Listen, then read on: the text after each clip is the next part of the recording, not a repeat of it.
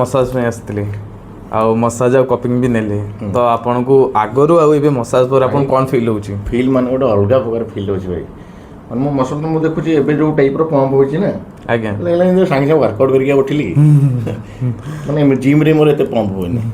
मेला muscle बहुत ना आपण जो मारी थिले स्टीफनेस तो शुरू मसल खोलू भी नथिला तो माने वर्कआउट तो दरकार अछि मसल पई डाइट भी दरकार अछि किंतु मसाज भी सर निहात दरकार अछि मु भी पिला मानु कहूची जे सब पिला भाईंका पाखु ही आसंदु आ मसाज नियनु भाईंका भाई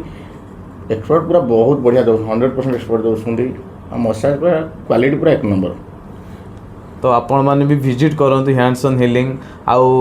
डाइट भी करंतु वर्कआउट भी भलो करंतु निज गुरु को भी मानंतु जिम रो भी सम्मान करंतु आ गोटे भलो मसाज भी निहाती नियंतु आपण मसाज नवा द्वारा आपण को बहुत सारा बेनिफिट मिलिबो जेमति मसल बिल्डिंग रे आपण को बहुत बड़ गोटे सहायता दबो मसाज अलग बेटर तो बहुत पैसा खर्च करचंती मसाज गोटे नहीं देखंतु आपण मसल रे कोन चेंजेस दोची आपण निजे ही जानि जिवे आपण जदी गोटे भलो फिटनेस जर्नी स्टार्ट करिया पे चाहउचंती आठगड़ शंकरपुर एरिया रहउचंती शंकरपुर मार्केट रे भाईंगर जिम अच्छी हरकुलेस फिटनेस आपण से विजिट करंतु फिटनेस रो जर्नी को स्टार्ट करंतु मिस्टर नारायण पटनायक जेमती सार कहउतले मिस्टर नारायण पटनायक भी तांको ट्रेनिंग भी आपण को मिली परिबो तो आपण डेली लाइफ रे फिटनेस को ऐड करंतु काहे ना डेली लाइफ रो खाइबा एते खराब हे सरलानी जे माने